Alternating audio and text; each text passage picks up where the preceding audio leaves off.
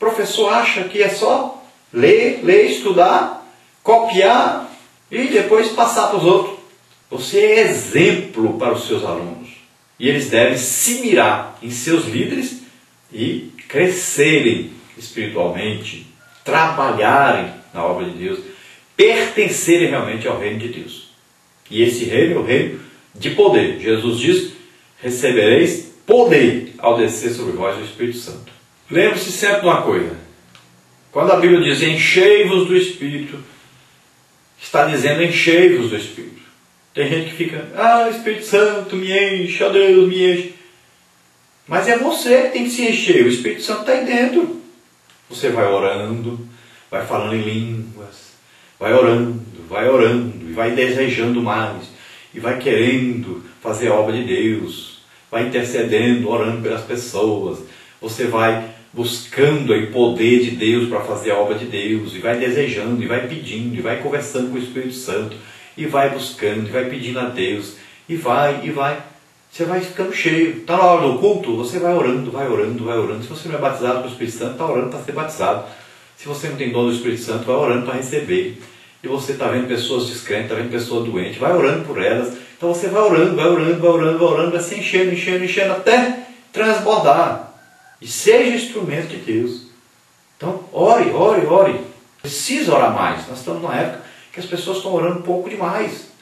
Há 10, 20, 30 anos atrás, as pessoas oravam pelo menos 1 hora por dia. Hoje, 5 minutos, 10 minutos. Quando ora muito, ora 15 minutos. Quando ora todo dia. Então, cuidado. A oração é importantíssima para o reino espiritual. Nessa luta que nós temos, é importantíssimo. É com a oração que vem poder. Então, ore mais. Ore muito mais. Você leu a Bíblia 1 hora, você estudou a Palavra de Deus 1 hora, estudou a revista da Escola Dominical 1 hora, pois agora ore 1 hora. Então equilibre aí a sua vida cristã. Com oração, estudo da Palavra de Deus, jejum é muito importante para que você capte aí as coisas do reino espiritual, para que seu corpo esteja fraco e seu espírito forte. Então faça isso. Vá ministrar em jejum. Vá para o culto em jejum. Não vá com a barriga cheia. Vai dar sono, você não vai prestar atenção, não vai aproveitar quase nada. Deixe Deus te usar. Seja realmente cheio do Espírito Santo. Enchei-vos. É uma ação sua se encher. É uma obrigação sua se encher do Espírito Santo. O Espírito Santo desenvolve também no crente fruto do Espírito, que são aí qualidades, virtudes, 9 virtudes. Seria como o fruto do Espírito, uma laranja com 9 gomos. O que você vai fazer? Você precisa aproveitar desses 9 gomos. Tem gente que aproveita muito de um gomo, de outro não. O primeiro gomo que você tem que experimentar é o gomo do amor. Através desse primeiro gomo amor é que os outros gomos dessa laranja, as outras virtudes, essas qualidades do fruto do Espírito vai aparecer na sua vida, vai desenvolver. Mas comece sempre pelo amor. Tudo funciona pelo amor. O mais importante é o amor. Agora, lembre-se que quem ama quer o bem dos outros. Quem ama quer que um aleijado ande. Quem ama quer que o cego veja, quer que o surdo ouça, quer que as pessoas aceitem Jesus. Então o amor vai ser a bola mestra aí da vida desse crente. Os dons do Espírito Santo, eles todos são aí impulsionados, ativados através do amor. É como se apertasse o botão do amor. Aí funcionam as coisas de Deus. Os dons entram em operação. Então, se você diz que o mais importante é o amor, então ame. Demonstre esse amor orando pelas pessoas.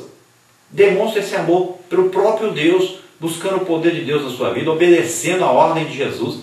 Jesus ficar em Jerusalém, até que do alto sejais revestido de poder, e então ser-me-eis testemunhas.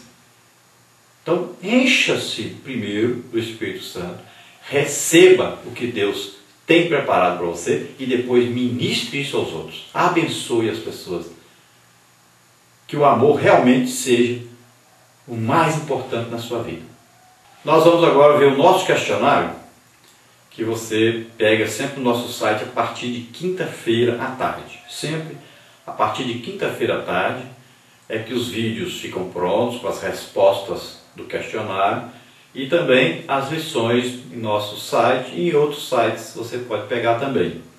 Então você adquira aí o nosso questionário, passe para os alunos, ele está sem a resposta lá nos sites, e nos vídeos você encontra então as respostas desse questionário. Procure passar o questionário para o aluno, para ele ler a revista, estudar a lição e aprender mais, poder fazer mais perguntas para o professor, participar melhor das aulas. Você pode também dar aula usando esse método de pergunta e resposta, que é muito importante, Jesus usou, e ele funciona muito. Ele provoca uma interação entre professor e alunos.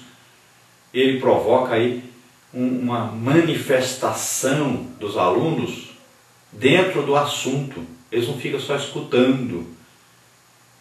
Então é preciso eles participarem, interagirem com o professor e entre si, para que aprendam melhor. Vejamos então aí a primeira pergunta dentro do nosso questionário, do texto áureo, para completar. E eis que sobre vós envio a promessa de meu Pai. Ficai, porém, na cidade de Jerusalém, até que do alto sejais revestidos de poder. Então, a ordem específica de Jesus para aqueles que querem obedecê-lo. Ele disse, olha, eu envio sobre vocês a promessa do meu Pai. Que promessa? Ele disse lá através do profeta Joel, por exemplo, que nos últimos dias derramaria do seu Espírito sobre toda a carne, sobre os filhos, sobre os pais, sobre os avós, sobre todos. E Jesus então diz, olha, a promessa vem para vocês, o Pai prometeu, e eu vou enviar. Jesus está dizendo, eu envio a promessa do Pai para vocês. Agora ele diz, olha, não saiam de Jerusalém até que vocês recebam essa promessa. E que promessa é essa? Ele diz, olha, até que do alto sejais revestidos de poder. Jesus não está falando de ser vestido, mas de revestido. Eles foram vestidos quando Jesus orou por eles, assoprou sobre eles o Espírito Santo, eles receberam o Espírito Santo. Mas Jesus não está falando a respeito disso. Jesus está falando agora de ser revestidos. E é de poder. Não é só receber o Espírito Santo. O Espírito Santo pode ajudar na pregação do Evangelho, na evangelização e tudo. Agora, ele ainda não capacitou. Ele ainda não deu poder. Então é preciso ser revestido. É preciso que, não que você tenha o Espírito Santo, mas é preciso que o Espírito Santo te tenha. Quando é que o Espírito Santo assume total domínio sobre a pessoa? Quando ele é capaz de dominar até um membro mais difícil de ser dominado no homem, que é o quê? A língua. Aí ele fala do jeito que ele quer, fala na linguagem que quer. Então ele agora está no domínio. Ele agora pode dizer que está no domínio. Antes não. Você tinha o Espírito Santo, mas fazia o que queria. Dominava a sua própria vida. Mas agora, quando você é batizado com o Espírito Santo, nesse momento que você está falando em línguas, então o domínio sobre você, sobre a sua língua, é do Espírito Santo. E a partir daí ele pode então te capacitar, te usar mais na evangelização, na pregação do Evangelho. Nossa verdade prática. A segunda pergunta aí para completar. O Espírito Santo ajuda-nos a viver de maneira santa e habilita-nos a realizar com eficácia a obra do Senhor Jesus Cristo. Então veja bem, duas coisas aí que o Espírito Santo faz. Ele ajuda-nos a viver uma maneira santa. Então, santa aí quer dizer o quê? Separada para Deus. Ele nos ajuda a ter comunhão com Deus. Ele nos ajuda a ver o pecado e evitar esse pecado. Ele nos ajuda a vencer todas as tentações. Então, nós vamos ter uma vida diferente, uma vida santa, separada para Deus. E, além disso, o que ele faz? Ele habilita-nos, ele nos dá habilidades, capacitações. Para quê? Para realizar a obra de Deus. De que maneira? com eficácia, com realmente resultados melhores do que nós teríamos se não tivéssemos essas capacitações. Número 3, dentro da introdução, o que o dia de Pentecostes inaugurou? Então inaugurou aí uma nova fase no relacionamento do Espírito Santo com a humanidade. Esse acontecimento também demarcou o início da capacitação sobrenatural, o revestimento de poder para que a igreja cumpra eficazmente a grande comissão que nos confiou o Senhor Jesus. Mateus 28, 19 e 20. Parte 1 aí, o relacionamento do Espírito Santo com a humanidade. Pergunta número 4. Como o Espírito Santo opera em nossas faculdades mentais? Então o Espírito Santo trabalha no coração e na mente do homem para que este se renda a Cristo, pois é da vontade de Deus que todos, sem exceção, sejam salvos. 1 Timóteo 2, 1 a 4. O Senhor Jesus Cristo ensinou que um dos trabalhos do Espírito Santo é justamente convencer o pecador dos seus erros, dando-lhe o entendimento necessário para que creia e se arrependa, sendo assim vivificado espiritualmente. Pergunta 5. Como o Espírito Santo opera em nossos sentimentos e vontades? Então, o convencimento intelectual do homem não é suficiente para levá-lo a receber a Cristo. Na esfera das emoções, é preciso que o pecador seja encorajado pelo Espírito Santo a inclinar-se às coisas espirituais, levando o homem ao arrependimento e a decidir-se por Cristo. É Deus, mediante o Espírito Santo, quem dá o primeiro passo em direção ao pecador. Deus não restringe a liberdade do indivíduo e respeita o nosso livre-arbítrio. Número 6. Como o Espírito Santo opera em nossa adoção? Então, sem a ação do Espírito Santo, jamais seríamos adotados pelo Pai. Adotar significa pôr como filho. Após decidir-se pelo Senhor Jesus Cristo, passamos a ser herdeiros de Deus e co-herdeiros de Cristo. Inicia-se aí o processo de falar e agir em conformidade com a palavra de Deus. A boa notícia é que não estamos sozinhos. O Espírito de Deus fortalece-nos e ajuda-nos também nessa nova etapa. Então, o que é necessário para ser filho de Deus? Quando nasce uma criança, nosso filho, a gente vai lá, bate na carinha do neném assim devagarinho e fala assim: a cara do pai, parece com o pai.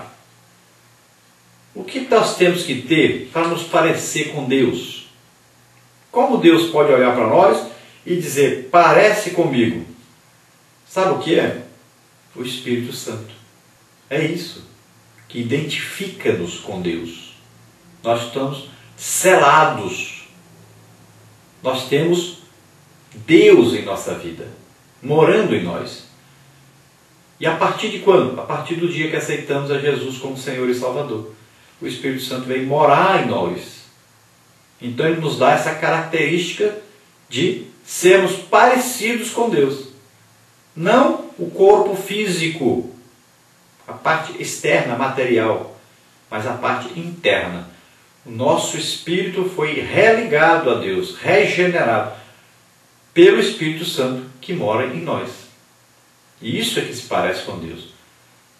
Então nós somos a imagem e semelhança de Deus assim. Deus é espírito. Deus não tem a forma física. Deus é espírito. E o que nós parecemos com Deus? Nessa parte espiritual. Porque recebemos o Espírito Santo. Parte 2. O Espírito Santo na vida do crente. Como é a presença constante do Espírito Santo em nossa vida? Então, mesmo após a conversão, o Espírito Santo continua a trabalhar em nossa vida, aperfeiçoando-nos o caráter, moldando-nos a personalidade, controlando-nos o temperamento. Sem a presença e companhia constantes do Espírito Santo, não seria possível ao crente viver de maneira fiel na presença de Deus. Então, com essa presença do Espírito Santo em nossa vida, no nosso interior, ele sabe o que nós necessitamos, ele sabe os nossos pensamentos, nossas intenções, é o nosso amigo íntimo, sabe tudo a nosso respeito. Então ele vai nos ajudando. Agora, é preciso que nós permitamos, ou seja, que cada um de nós dê permissão ao Espírito Santo para agir na nossa vida, para nos guiar, nos controlar, nos conduzir. É preciso permitir. Ele não vai obrigar, ele vai fazer de tudo para nós percebermos a sua vontade. Mas nós podemos aí não perceber por causa do mundo, das coisas do mundo. Então nós devemos cada dia mais tentarmos aí entrar nesse reino espiritual, percebermos mais esse reino espiritual,